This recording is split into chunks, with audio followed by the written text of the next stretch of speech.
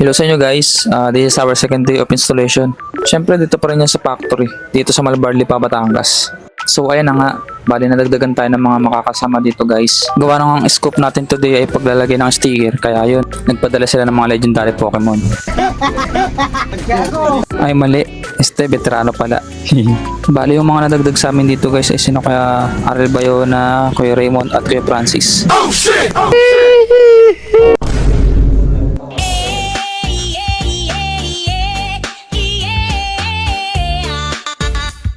Ang galing! Ang galing! Nice. Kaya yan, sinimulan na din namin yan guys. Pero syempre sa part na to guys, mag-a-assist lang tayo. Kasi nga hindi pa naman tayo veterano sa ganito. Sa totoo nga lang guys, hindi na dapat ako sasama dito kasi wala na talaga akong gagawin dito.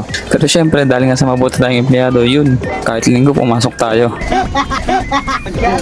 Ayan guys, kakakwento natin, malapit na pala sila matapos.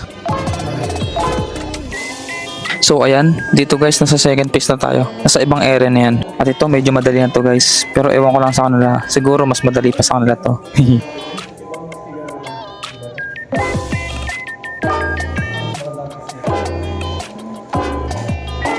And finally, ayan guys, nasa last part na kami.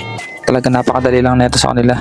Siguro kung sa akin yan, kahit isang linggo hindi pa matatapos yan. Alam nyo ba, nung unang try ko nga yan, akala ko madali lang. Pero nung sinubukan ko, yun. Nakita ko talagang hinahanap ko guys. Tapos dumating pa nga sa point na muntikan pa sa amin i-charge yung materialis. Dahil palpak at pangit talaga yung kinalabasan niya guys. Kaya simula nun, hindi na talaga ako nag-try. Nakakadala kasi talaga.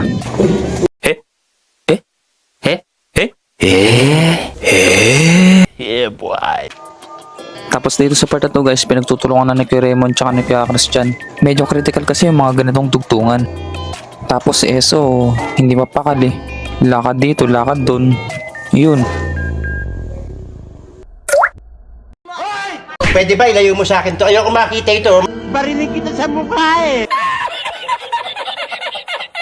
Pambira. Yun naman pala. And ayun, sa wakas, binalikan din kami dito ng Kuya Christian. Sana all binabalikan.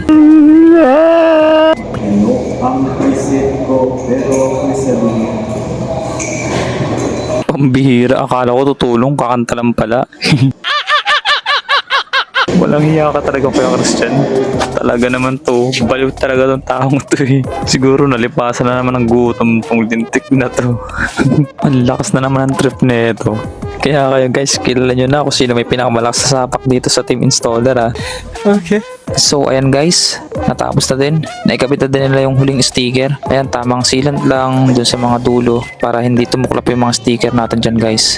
And so ayan guys, finally natapos na din nila. And as you can see, talagang malinis, maganda. Parang siya, sexy at maganda. Ikaw talaga. Pero guys, seryoso. Seryoso talaga yun.